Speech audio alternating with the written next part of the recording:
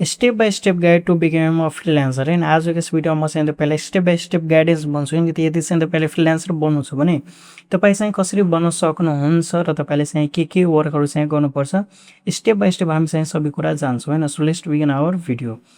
So हाम्रो चाहिँ फर्स्टमा रहेको छ चुज वान स्किल होइन। सबभन्दा पहिला चाहिँ तपाईँले एउटा स्किल चुज गर्नु छ होइन। डोन्ट ट्राई एभ्रिथिङ पिक भने अब तपाईँलाई चाहिँ सबै कुराहरू गर्नु पर्दैन। लाइक अब यस्तो मान्छेहरू पनि छ जुन कि सोचेको म चाहिँ सबै काम चाहिँ म आफै गरिहाल्छु होइन। त्यस्तो काम चाहिँ तपाईँलाई गर्नु पर्दैन। तपाईँले चाहिँ केही एउटा कुरा चाहिँ चुज गर्नुपर्छ होइन। तपाईँ चाहिँ राइटिङ भइदियो, भिडियो एडिटिङ भइदियो होइन, वा चाहिँ ग्राफिक डिजाइनिङ भइदियो, वा चाहिँ वेब डेभलपमेन्ट भयो, वा चाहिँ सोसियल मिडिया म्यानेजमेन्ट भयो होइन। तपाईँ चाहिँ यिनीहरूमध्ये होइन तपाईँलाई जुनसुकै फिल्डमा इन्ट्रेस्ट छ होइन, त्यो स्किल चाहिँ सबभन्दा पहिला सिक्नुहोस् होइन। एउटा मात्रै सिक्नु, सबै सिक्नु आवश्यक छैन होइन। तपाईँ एउटा पनि सिक्नुहुन्छ त्यसमा चाहिँ तपाईँ मास्टर हुनुहुन्छ भने तपाईँले चाहिँ बिग एमाउन्ट अफ चाहिँ तपाईँ मनी जेनेरेट गर्न सक्नुहुन्छ।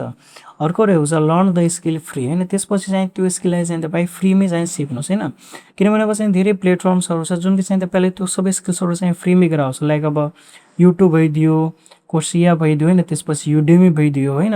अब यस्ता प्लेटफर्महरू छ जो सब चाहिँ स्किल चाहिँ फ्रीमा सिकाइरहेको छ भने यहाँ तपाईँहरू चाहिँ यहाँबाट स्किल सिक्न सक्नुहुन्छ होइन। Focus on practical learning not just theory होइन। यसमा चाहिँ तपाईँ सिक्नुहुन्छ भने तपाईँले चाहिँ प्र्याक्टिकल लर्निङमा चाहिँ बढी फोकस गर्नु छ, नट जस्ट थ्योरी होइन। किनभने अब धेरैजना चाहिँ मात्रै थ्योरी पढ्छ र त्यसले चाहिँ प्र्याक्टिकलको केही पनि ज्ञान हुँदैन भने यस्तो ज्ञान चाहिँ नहासिल गर्नु होला। तपाईँले चाहिँ प्र्याक्टिकल नलेज चाहिँ धेरै नै इम्पोर्टेन्ट हो नि। तपाईँले चाहिँ प्र्याक्टिकल नलेज चाहिन्छ न कि चाहिँ थ्योरेटिकल नलेज होइन। त्यसपछि चाहिँ तपाईँले के गर्नुपर्छ, तपाईँले चाहिँ एउटा पोर्टफोलियो बनाउनुपर्छ होइन। पोर्टफोलियो चाहिँ के हो त, तपाईँको वर्कको टास्कहरू होइन। यसमा चाहिँ तपाईँले चाहिँ क्रिएट 3-5 स्याम्पल प्रोजेक्ट चाहिँ यसमा चाहिँ तपाईँले 3देखि 5वटा चाहिँ तपाईँको स्याम्पल प्रोजेक्टहरू चाहिँ बनाउनुपर्छ। त्यसपछि गयो त रिडिजाइन एक्जाइटिङ वर्क अर डु मक प्रोजेक्ट होइन। त्यसपछि चाहिँ तपाईँ या त चाहिँ जो डिजाइन चाहिँ अलरेडी रहेको छ होइन त्यसलाई चाहिँ तपाईँ डिजाइन गर्न सक्नुहुन्छ, वा चाहिँ तपाईँ मक प्रोजेक्ट्सहरू होइन तपाईँ आफै केही बनाएर वा कुनै अर्को क्लाइन्टको चाहिँ फ्रीमै गरेर चाहिँ तपाईँ आफ्नो पोर्टफोलियोमा राख्न सक्नुहुन्छ। र यसमा चाहिँ तपाईँ रिजल्टहरू हेराउनुहोस् होइन, before and after if possible होइन। यदि चाहिँ कुनै यस्तो क्रिएटर छ जसको चाहिँ पहिलाको कन्टेन्ट र अहिलेको कन्टेन्ट होइन तपाईँले चाहिँ के त्यसमा चाहिँ चेन्ज गर्नुभयो होइन, र पहिलाको त्यो डिजाइन र अहिलेको डिजाइनमा कतिको फरक छ त्यो चाहिँ तपाईँ सोकेस गर्नुहुन्छ भने त्यो चाहिँ धेरै नै बेटर हुन्छ होइन। यति भइसकेपछि अब चाहिँ पालो आउँछ स्टेप 4को। सो स्टेप 4मा चाहिँ तपाईँले चाहिँ प्रोफाइल्सहरू बनाउनुपर्छ फ्रिलान्सर प्लेटफर्महरूमा होइन। तपाईँ चाहिँ अब फाइबर भइदियो होइन, त्यसपछि अपवर्क भइदियो, त्यसपछि फ्रिलान्सरहरू भइदियो होइन। यहाँ चाहिँ तपाईँ गएर आफ्नो चाहिँ तपाईँ प्रोफाइल क्रिएट गरेर होइन तपाईँले चाहिँ आफ्नो जर्नी स्टार्ट गर्न सक्नुहुन्छ। Make your profile clear and focus on one service होइन। तपाईँको चाहिँ जुन प्रोफाइल हुन्छ त्यो चाहिँ क्लियर हुनु पऱ्यो, फोकस हुनु पऱ्यो, र त्यो चाहिँ वान सर्भिसको हुनु पऱ्यो। तब चाहिँ क्लाइन्टलाई ट्रस्ट हुन्छ कि यो मान्छे चाहिँ यो काम गर्न सक्छ होइन। सो यो कुरामा चाहिँ ख्याल गर्नु होला। त्यसपछि रहेको छ स्टार्ट क्लाइन्ट आउटरिच होइन। त्यसपछि चाहिँ तपाईँलाई क्लाइन्टलाई आउटरिच गर्नु छैन। अब चाहिँ तपाईँ के गर्न सक्नुहुन्छ त, message small business on Instagram LinkedIn होइन।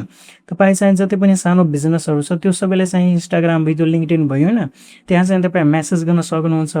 Send personalise message not copy paste होइन। त्यसपछि चाहिँ तपाईँले त्यसलाई चाहिँ राम्ररी त्यसको कन्टेन्ट वाइज होइन त्यसलाई चाहिँ कस्टमाइज म्यासेज गर्नुपर्छ होइन। हेलो, उहाँको नाम, त्यसपछि व्यवसायहरू के छ होइन, त्यो सबैले चाहिँ म्यानेज गरेर तपाईँले चाहिँ त्यसलाई म्यासेज गर्नुपर्छ होइन। तब चाहिँ मात्रै चाहिँ त्यसको रिस्पोन्स राम्रो आउँछ।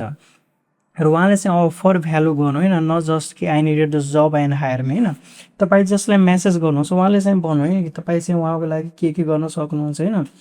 जे छ त्यो सबै कुराहरू भन्नु, तब चाहिँ मात्रै चाहिँ तपाईँ उहाँको सँग चाहिँ वर्क गर्न सक्नुहुन्छ। न कि यति नभन्नु कि जस्ट हायर मी होइन। सो यो कुरामा चाहिँ ख्याल गर्नु होला। त्यसपछि रहेको छ गेट योर फर्स्ट क्लाइन्ट होइन। त्यसपछि चाहिँ तपाईँले आफ्नो फर्स्ट क्लाइन्ट पाउनुहुन्छ होइन। अब चाहिँ अब यसमा चाहिँ के हो त, start with low pricing if needed होइन। यदि चाहिँ तपाईँ बिगिनर हुनुहुन्छ होइन, तपाईँ चाहिँ स्टार्टिङमा छ होइन, स्टार्टिङमा चाहिँ तपाईँ लो बजेटमा पनि चाहिँ तपाईँ वर्क स्टार्ट गर्न सक्नुहुन्छ। पछि चाहिँ गएर चाहिँ तपाईँको पोर्टफोलियो प्रोजेक्ट राम्रो छ भने तपाईँ त हाई पेमेन्ट पनि चार्ज गर्न सक्नुहुन्छ। त्यसपछि रहेको छ over delivered on your first project होइन।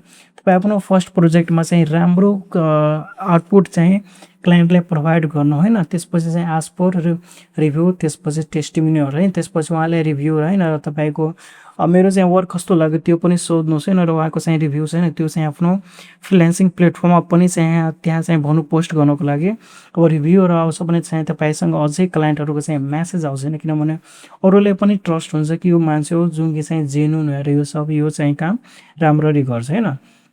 अब यति भइसकेपछि अब पालो है स्टेप 7 को, जहाँ हामी चाहिँ बिल्ड रिपुटेसन्स एन्ड राइज प्राइसेसहरू होइन। अब हामी चाहिँ यहाँ के गर्छौँ, हामी चाहिँ रिभ्युजहरूलाई हामी चाहिँ कलेक्ट गर्छौँ होइन, इम्प्रुभ यो रिस्क। त्यसपछि हामी चाहिँ एभ्री डे हामी आफ्नो स्किललाई इम्प्रुभमेन्ट गर्छौँ। त्यसपछि इन्क्रिज रेट ग्रेजुएटली होइन। त्यसपछि हामी चाहिँ बिस्तारै बिस्तारै हामी आफ्नो रेटलाई पनि चाहिँ हामी चाहिँ इम्प्रुभमेन्ट गर्दै जान्छौँ होइन। तब चाहिँ मात्रै हाम्रो बिजनेस पनि बढ्छ होइन। न कि हामी चाहिँ सेम प्राइसमा हामी चाहिँ ल्याब टाइम काम गर्छौँ भने हाम्रो चाहिँ राम्ररी हाम्रो चाहिँ प्रफिट जेनेरेट गर्न सक्दैनौँ। सो टाइम टु टाइम जति टाइम बित्दै जान्छ त्यति चाहिँ तपाईँ प्राइसलाई पनि बढाउनु पर्छ होइन।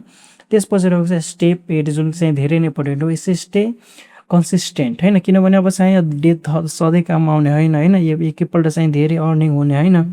बिस्तारै बिस्तारै थोरै थोरै हाम्रो चाहिँ इन्कम बढ्छ होइन। सो यहाँ चाहिँ के गर्न सक्छ त्यो एप्लाई डेली होइन। तपाईँ चाहिँ डेली एप्लाई गर्नु, डेली क्लाइन्टलाई रिच आउट गर्नु खोज्नुहोस् होइन। किप लर्निङ होइन। तपाईँ चाहिँ सिक्दै गर्नुहोस्, नयाँ कुराहरू चाहिँ सिक्नुहोस्, त्यसलाई एप्लाई गर्नु। डोन्ट क्वाइट अर्ली होइन। तपाईँ चाहिँ चाँडै चाहिँ क्वाइट नगर्नु होला, किनभने यसमा टाइम लाग्न सक्छ नि। तपाईँभित्र प्यासन चाहिन्छ, तब चाहिँ मात्रै चाहिँ तपाईँ यो सबै गर्न सक्नुहुन्छ। अब सेकेन्ड रियालिटी चाहिँ किन freelancing is not easy money होइन। फ्रिल्यान्सिङ चाहिँ के हो त इजिली मनी होइन, इट इज अ बिजनेस। यो चाहिँ के हो त बिजनेस हो, यु आर द बिजनेस होइन। किनभने यो चाहिँ तपाईँ बिजनेस गर्दै हुनुहुन्छ भने यसमा चाहिँ धेरै पटक चाहिँ अप डाउन आउँछ, यताउति आउँछ, त्यो सबै चाहिँलाई तपाईँले ह्यान्डल गर्नुपर्छ। तब चाहिँ मात्रै चाहिँ तपाईँ फ्रिल्यान्सिङ गर्न सक्नुहुन्छ। अब क्लोजिङ लाइन मैले चाहिँ के भने त skill makes money, platform billings client होइन। स्किलबाट चाहिँ तपाईँ पैसा कमाउन सक्नुहुन्छ, प्लेटफर्मबाट चाहिँ तपाईँ क्लाइन्टहरू पाउन सक्नुहुन्छ। बस्ट कन्सिस्टेन्सी बिल्ड सक्सेस होइन। र त्यसपछि तपाईँसँग कन्सिस्टेन्सी छ होइन, तपाईँलाई चाहिँ त्यो डटेर होइन म चाहिँ यहीँ गर्छु त्यस्तो आर्ट छ भने यसले चाहिँ तपाईँलाई सक्सेस स्योर चाहिँ बनाएर चाहिँ दिन्छ होइन।